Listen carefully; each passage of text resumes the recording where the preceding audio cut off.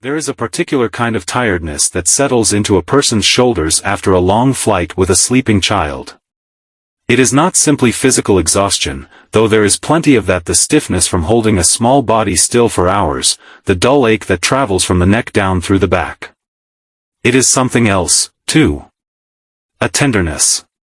A vigilance that does not turn off even when everything around you suggests it could. It was that particular tiredness that Marcus Whitfield carried with him through the revolving doors of the Aldridge Grand Hotel on a Thursday evening in early November, his daughter Sophie asleep against his shoulder, a small bouquet of red roses held carefully in his free hand, the stems gripped low so the blooms would not brush against her sleeping face.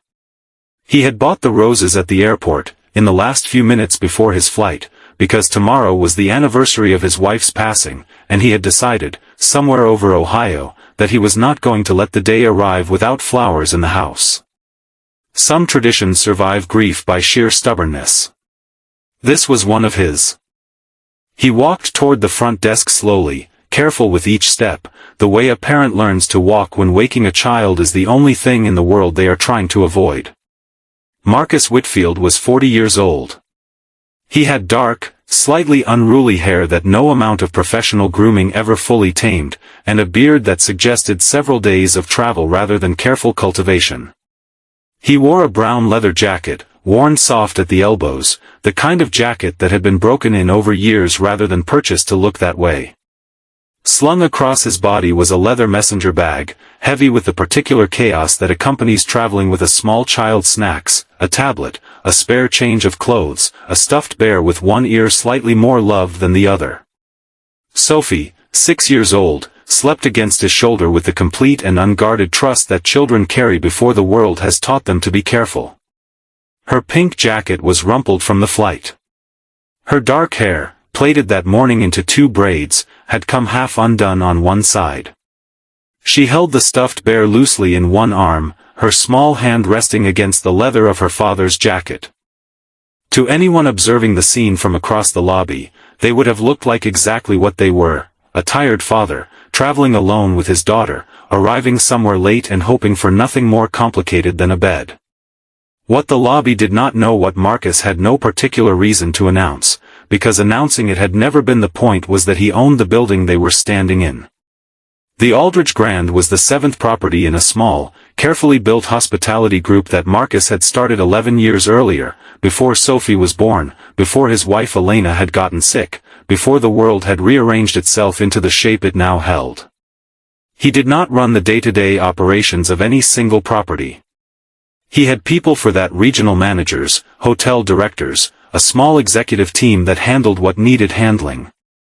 But he made it a quiet, unannounced practice to visit his own properties from time to time, unrecognized, dressed exactly as he was dressed now, not as a test, not as a trap, but because he had learned, over the years, that the only way to understand how a place actually treated people was to be treated as an ordinary person yourself.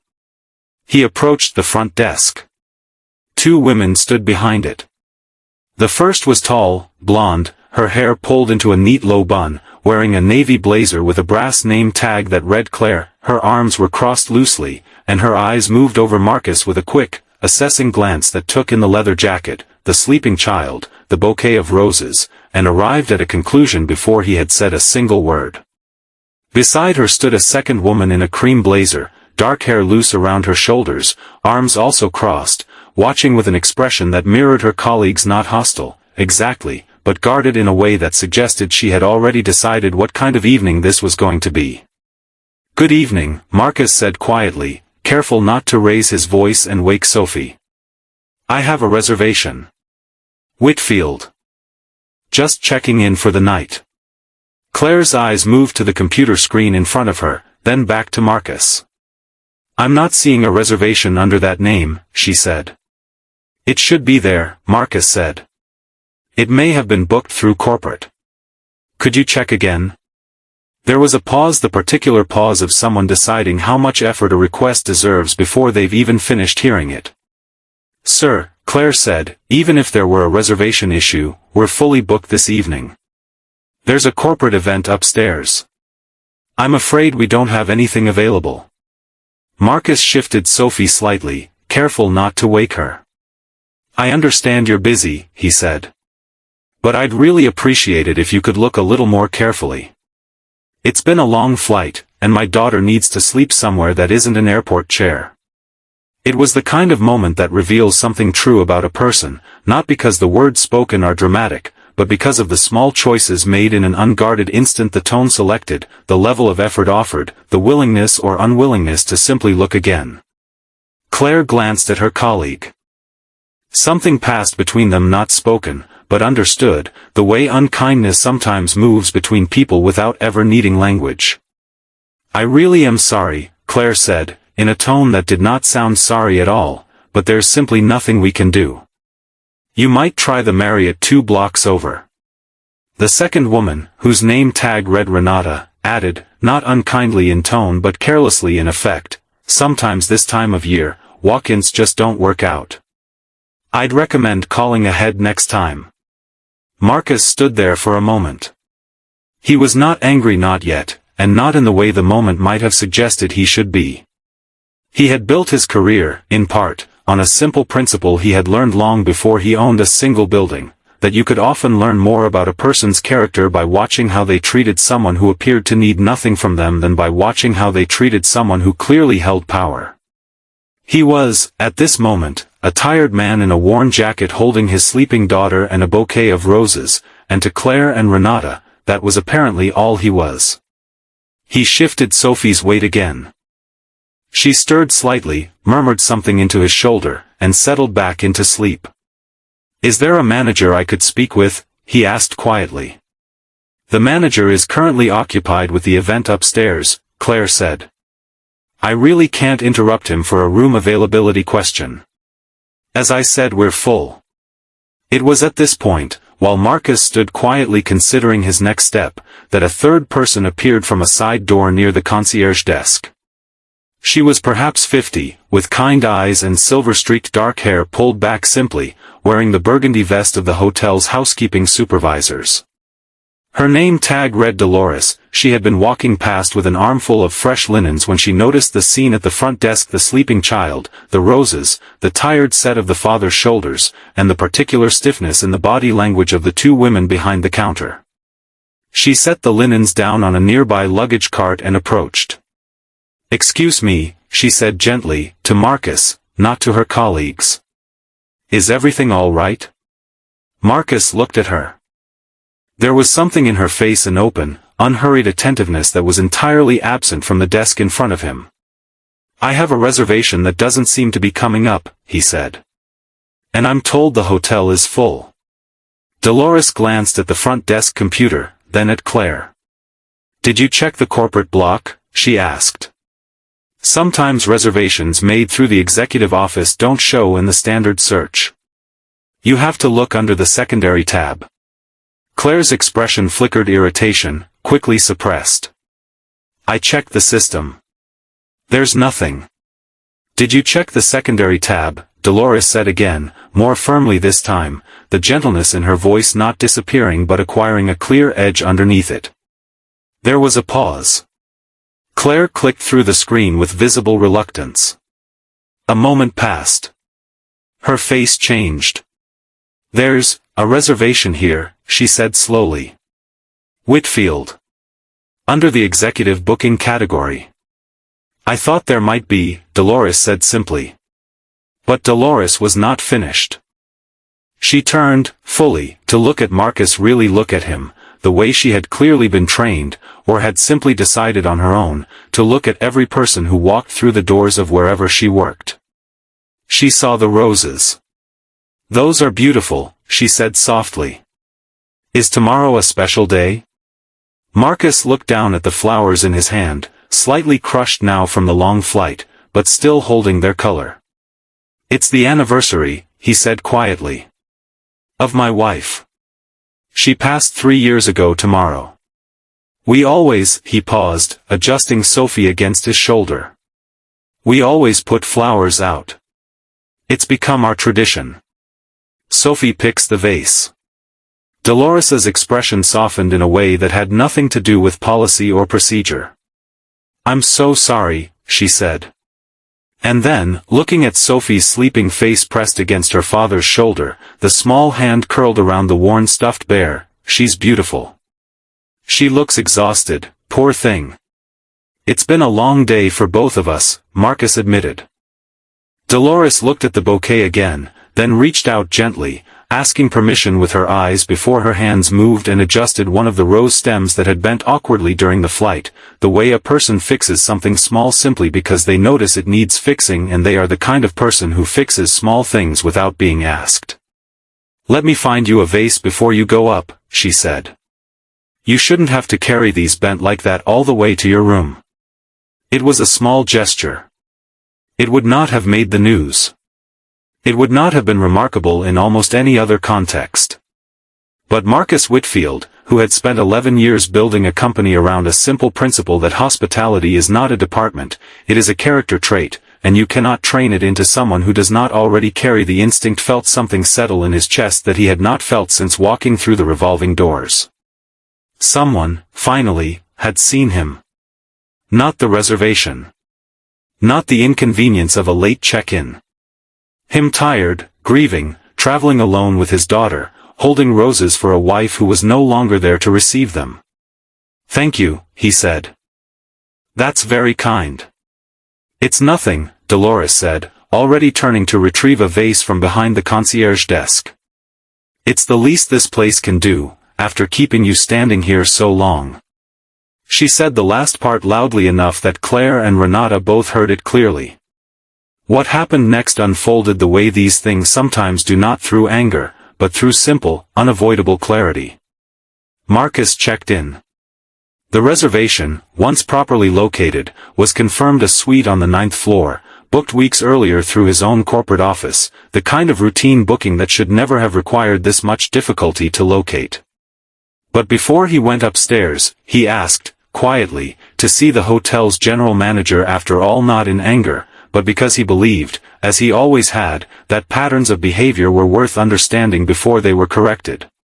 The general manager, a composed man named Gregory Sandoval, arrived within minutes, apologetic and visibly anxious the moment he recognized the name on the registration screen.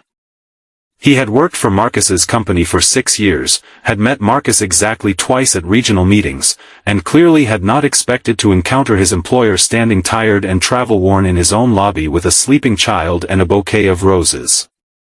"Mr. Whitfield," he said. "I had no idea you were. I'm terribly sorry for the confusion at the desk. I'll address it immediately." Marcus held up a hand gently. "I'd like to talk to you about what just happened. Not as an executive correcting his staff.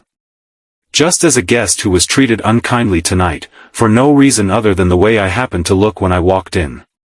He told Gregory, plainly and without exaggeration, what had occurred: the dismissiveness, the unwillingness to check twice, the suggestion to simply go elsewhere rather than do the small additional work of looking properly.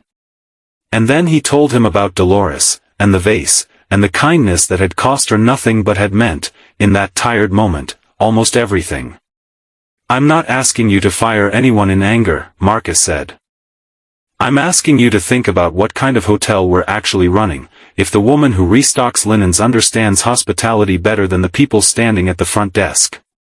Gregory Sandoval did, in the end, let Claire and Renata go, not as an act of cruelty, and not that same night, but after a careful review the following week that confirmed what Marcus had already suspected, that this had not been an isolated lapse, but a pattern, documented in more than one prior guest complaint that had been quietly absorbed and forgotten, the way small unkindnesses sometimes are when no one with sufficient standing happens to notice them. It was not really about the termination, in the end. Marcus did not take satisfaction in it. He had built his company on the belief that people generally rise to the standard they are shown, and he felt, in some private way, that the failure belonged at least partly to the systems that had allowed 2 employees to treat a tired father so carelessly without consequence for as long as they apparently had. What mattered more to him, what he thought about, in fact, far more often in the weeks that followed, was Dolores.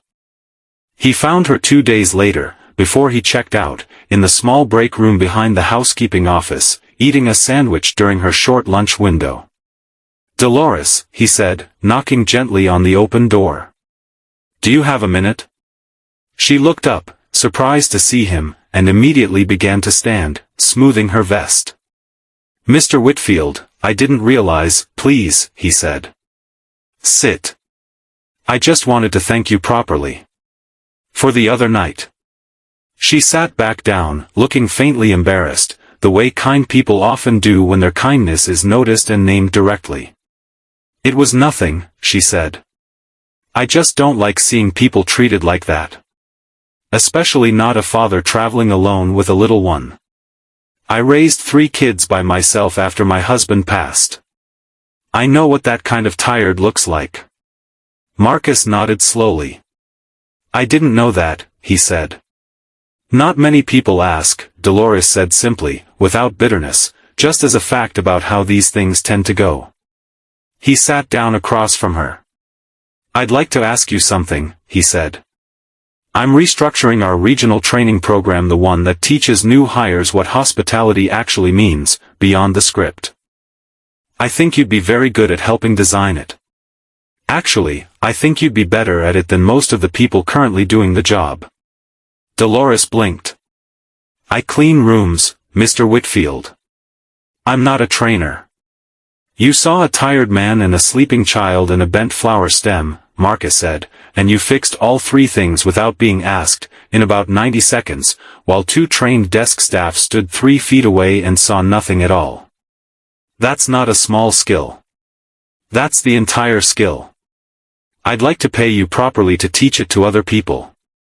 Dolores accepted, after several days of careful consideration and one long phone call with her oldest daughter, who told her, in no uncertain terms, that she would be a fool to turn down what was being offered.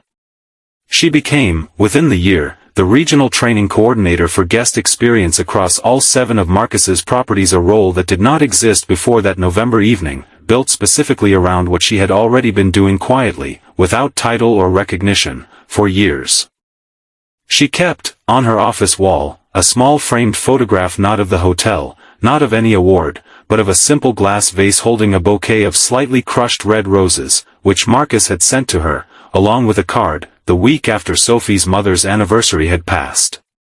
The card read simply, "Thank you for seeing us," when it would have been so easy not to. Sophie, for her part, remembered very little of that particular evening. She had been asleep for most of it, after all, and children carry their memories selectively, holding on to warmth and releasing detail.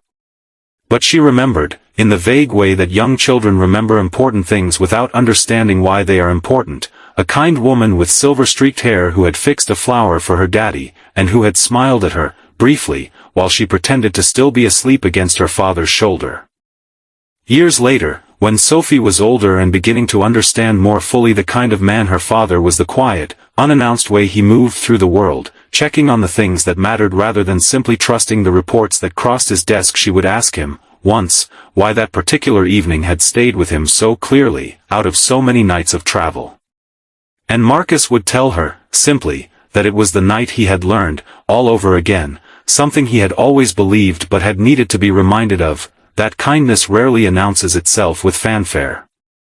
It comes quietly, in someone noticing a bent flower stem, or a tired set of shoulders, or a sleeping child who deserves a bed rather than a lobby chair.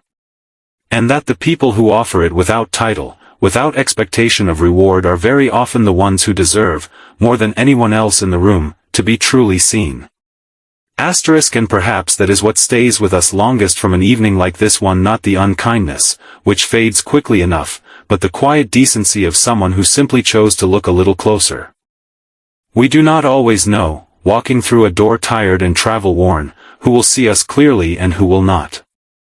But it is worth remembering that the kindness we receive in our hardest, most ordinary moments, offered freely, by someone expecting nothing in return, is very often the thing we carry longest, long after the rest of the evening has been forgotten.